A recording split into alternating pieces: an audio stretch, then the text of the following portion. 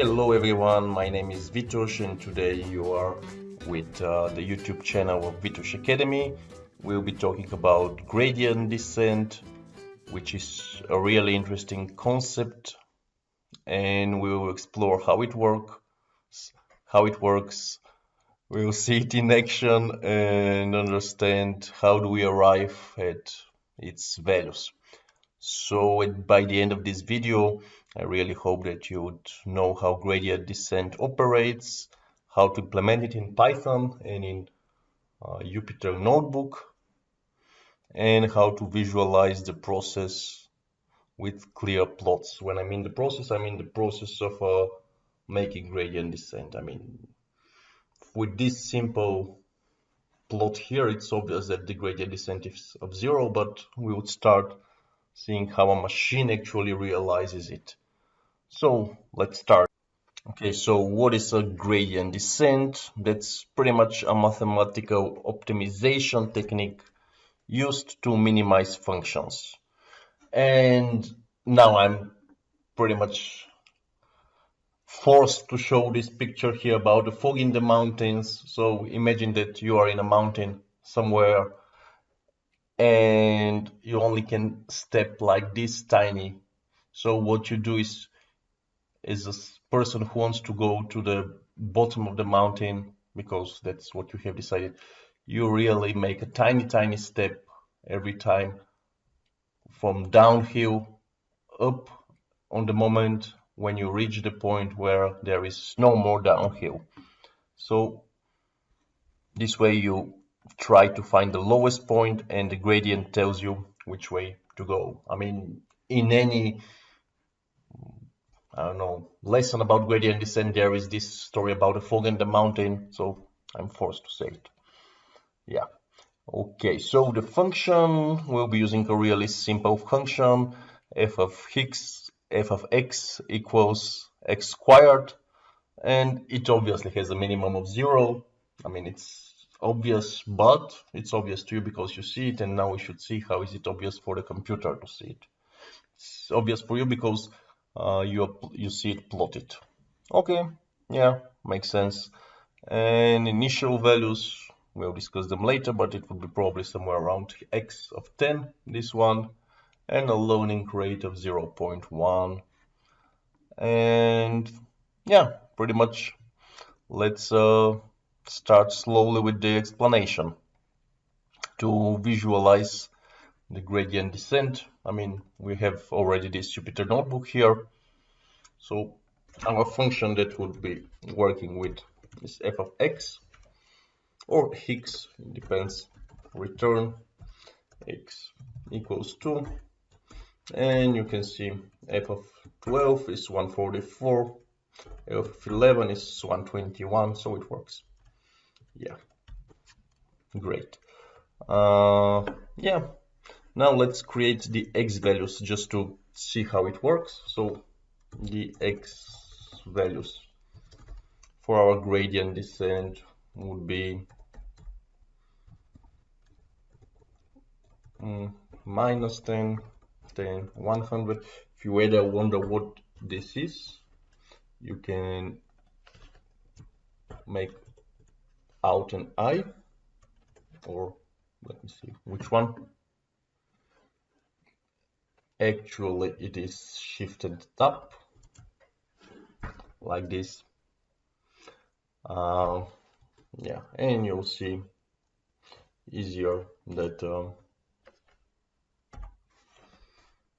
what is which thing. Yeah, so pressing shift and tab, you see the start minus 10, the stop is 10, and clicking on the plus, we see that the number is okay. In this case 50, in our case it would be 100. Yeah, so the x values are ready, the y values are here.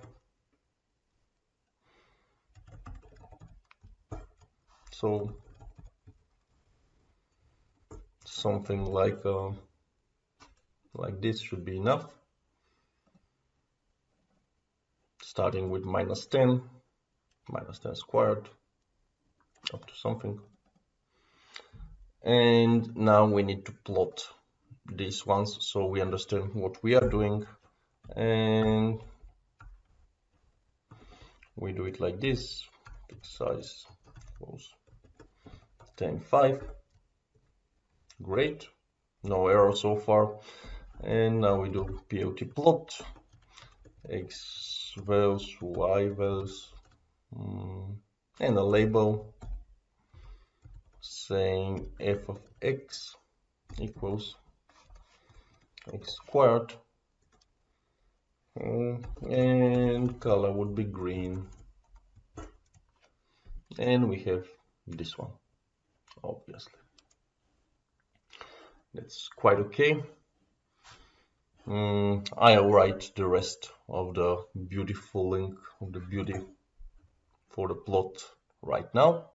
And after quickly adding it, this is how it looks. We put a label x here. We put a label f of x here. So we have dependent and independent variable.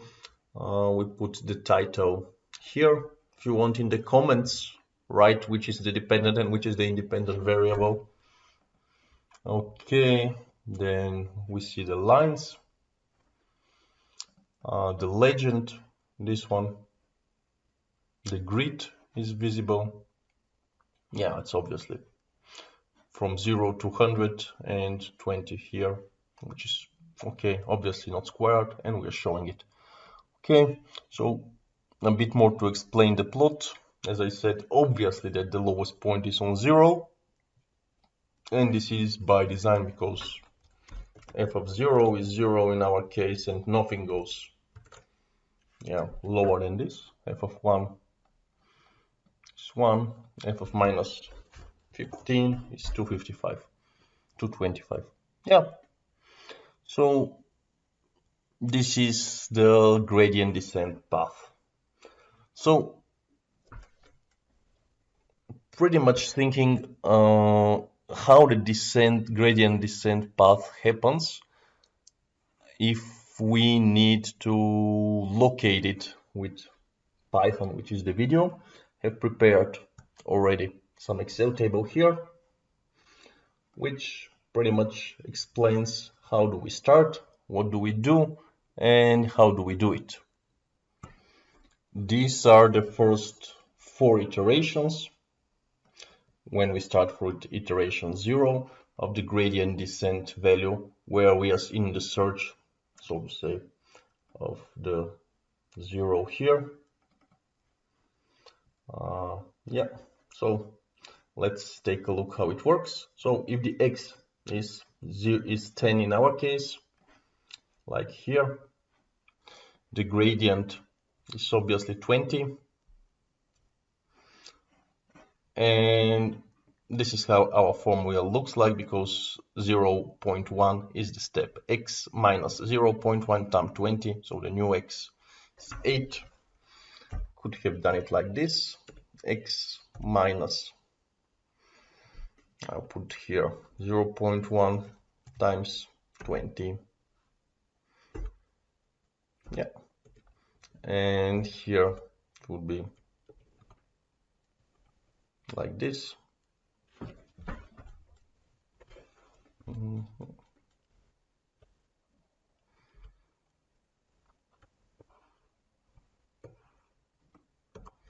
Times 20. Yeah, see, the new gradient descent from 10 is already on the 8. So we got an x on the 8. This one goes here. We do the same.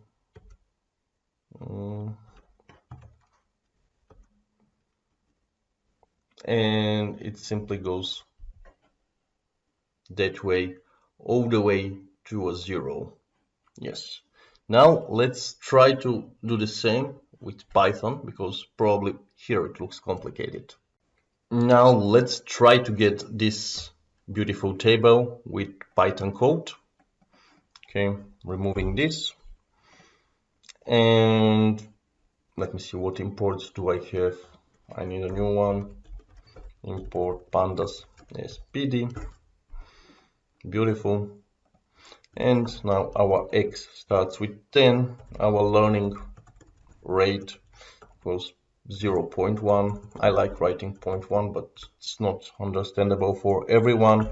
And then iterations would be 5, because in our table we had 5. Actually they were 4, but I mean the first one is also an iteration, so yeah, let's count it. 0.1 is this one, the learning rate. I'll just highlight it here with yellow. Yellow is usually the most used color in Excel, if you ever care about it. Okay, so these are our values, and what we need is also iteration data.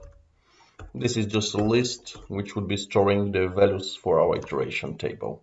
So for e in range iterations plus 1.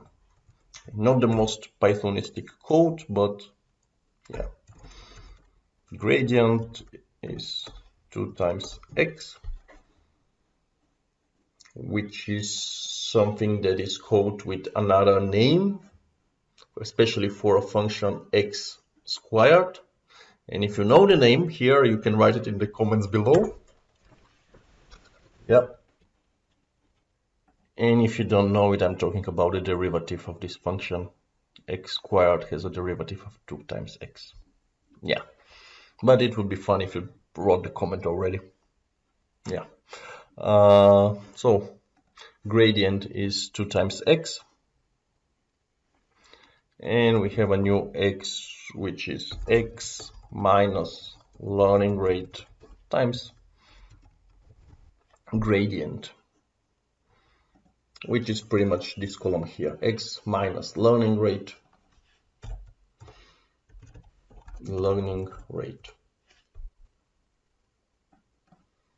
times gradient. Yeah, x minus learning rate times gradient. Yeah, I mean 6.4 is pretty much caught up. Times 20, and then it will not be times 20, so it should be times 16. I have to hard code this one as well, so that's why it didn't catch up. Okay, so history append x, and of course we need something called history, which is storing the x values.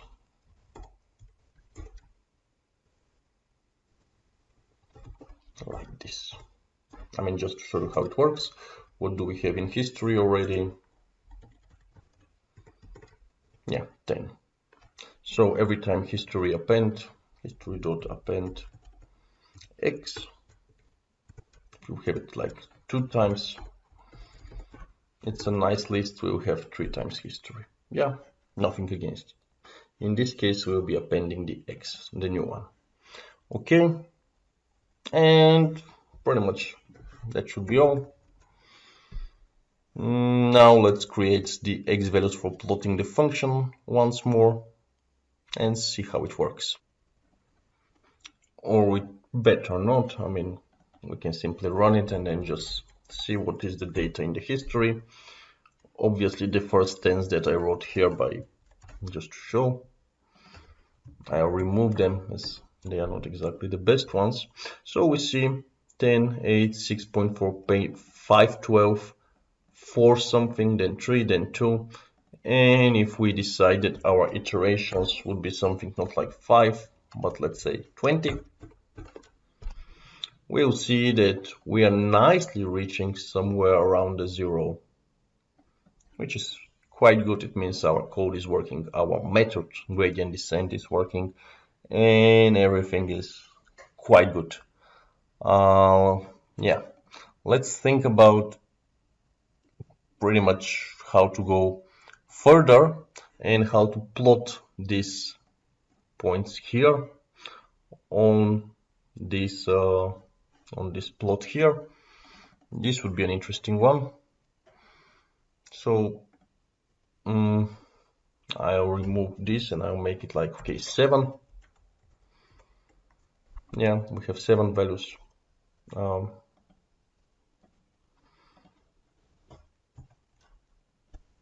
Okay, history Okay, should be like this.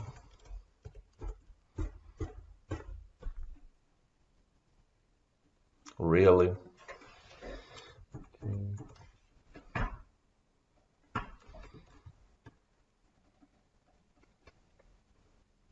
Just pressing B, not B, but A here.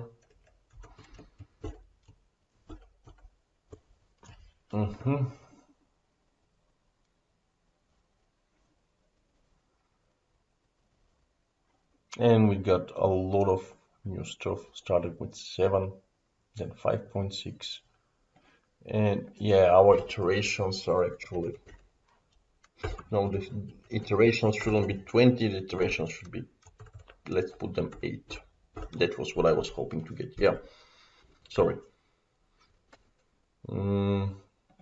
This one is actually useless.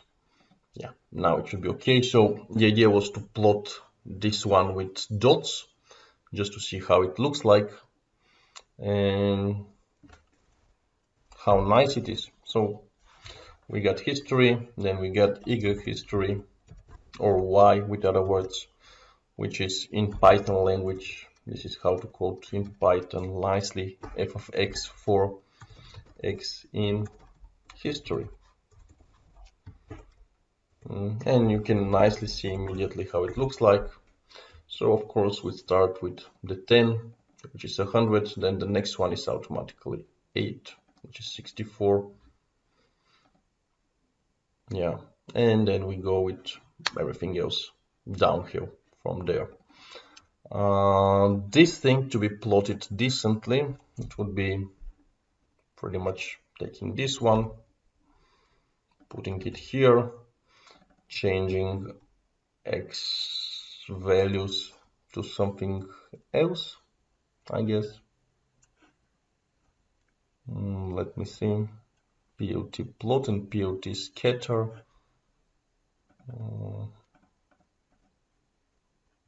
No, the POT values are quite okay to be here. Then using POT scatter, we would have history, Y history, shift and tab just to see what we need.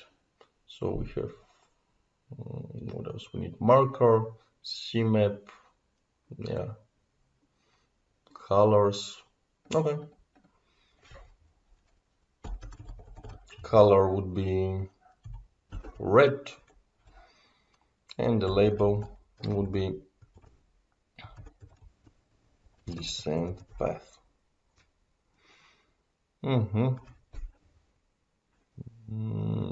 Okay, label X, label is okay, f of X is okay, okay, gradient descent, title.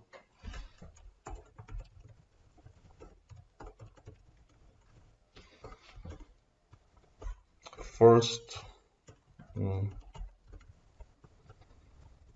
iterations, and here we would say length, no, here we would say iterations. We could have used also line of history, but this one is good.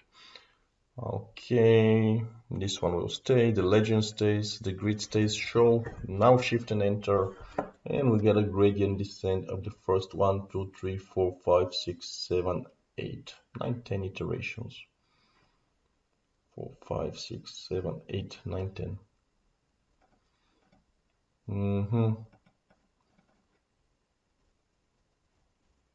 Well, what can one do? We have iterations, and then we have iterations plus 1, but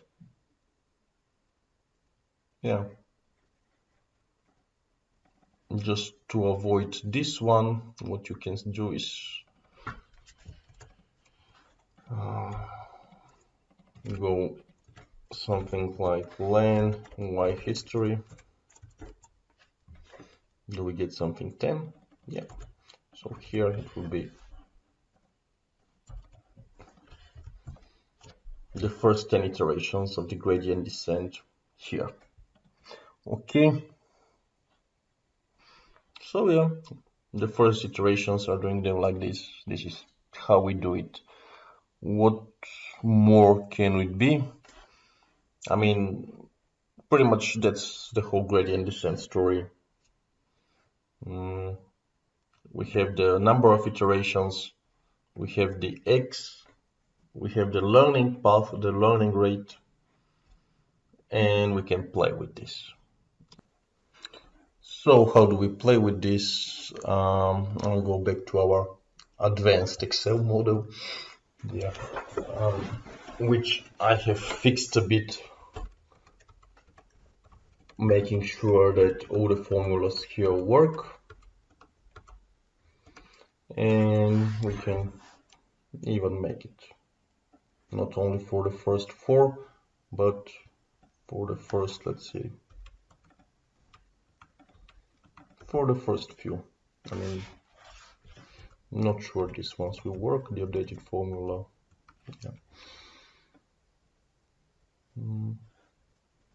But let's see. I'll remove this. What I wanted to show is that if we have a learning rate of 0.1, it's one thing. If we have a learning rate of 0.2, it's another one. And if we have a learning rate of 0.5, then we have a problem that everything is like a 0 already. Why? Because 0.5 is a bit too much. Or you can see in the mathematics why it shows like nothing. Pretty much the new x is pretty much this one, x minus 20 times 0.5, so it's like a 0. And once we have the 0, actually if we, the moment we have the 0, we are quite okay. Yeah, let's try with 0.5, learning rate of 0.5. Ta-da, gradient descent in one step. We are there perfectly. It's not a mistake, actually, it's perfect. Even with 3 iterations, we are there with 0.5. The problem is what happens if we put a learning rate of not 0.5 but 0.6. I'm just curious. Well, find something on the 5th iteration, which is quite okay. It goes up to 0.016. Although it goes a bit, yeah. What is more interesting is what happens if we go with learning rate 1. And we see that from plus 10 it goes to minus 10, as you see the new x. And somehow, I'm just guessing it would keep doing this one. Let's see, learning 10, learning rate of 1. Not with 3 iterations, but okay, with 10. Yeah, this is how it goes. From here it goes there, and then all the way back. Also it is visible in our case here. Should we put other learning rates like 3? Yeah, with 3 we completely miss everything. I mean, the first value is x, and then the next one is minus 50, which is something that most probably would be somewhere here on the left a lot. So let's try with something else. 1.3. 1.3 would be minus 16, then it would be 25. Minus 16, we should see if we check here the x limit, something to not minus 10 but minus 30 and plus 30, and the Excel value is 1.3. Yeah, the same path. And I also have to update the x here, so it's from minus 100 to plus 100, and there should be 1000. So we know what are we producing, and in order to see it, we should actually create something smaller like 1.1. Let's see how good it would look like with 1.1. Yeah, with 1.1 we will definitely not reach 0. So taking a look, and the gradient descent with 1.1 looks like this. A bit unfair, but if we increase the limit from 0 to, let's say, something like this, then we will start seeing more. We will start seeing all the values that go around, and somehow in our case we lost the gradient descent, we lost the 0, and as you see, because of the big learning rate, somehow we would never reach it. Obviously, I mean, we are already on 20 here, and yeah, so far so good. Take home message: always have a smaller learning rate, even with a lot of iterations, just to see how well it works. Another question: why it doesn't reach the 0? And the answer is that 0.01 is actually a really tiny one. What would work in our case would be 0.1. Yeah, definitely. We know 0.1 works. Or if we want to use the 0.01, we should throw a few more zeros in the iteration. And yep, it reaches the 0. Perfect. So far so good. So as a recap for today, we learned about gradient descent. We learned together, I guess. And we learned how to calculate the updates step by step and visualized the entire process through plots. More or less, I would say, starting with something like this, and then going through something like learning rate 1.1, where we skipped the 0, and going up to something like 0.01 with a lot of iterations, where we put a lot of iterations, something like this should be less, where we actually get our 0 even with a tiny learning rate. Yes. As a key takeaway, we can say that the gradient descent shows us that the directions of the steepest descent is there, and the learning rate is controlled by our step size, pretty much this one. Or learning rate and step size are actually the same, they are synonyms. Yeah, so choosing the right parameter is crucial for effective optimization, but this is usually the case with machine learning, so nothing new there. And I hope you enjoyed this video and you found it helpful. It's a bit different than the other videos. I started to zoom a bit more and to have some kind of a structure in my videos, not just simply coding, although at the end it happened the other way around. But I hope that you enjoyed it, and that's so far from me. Thank you for watching. Enjoy the rest of your day.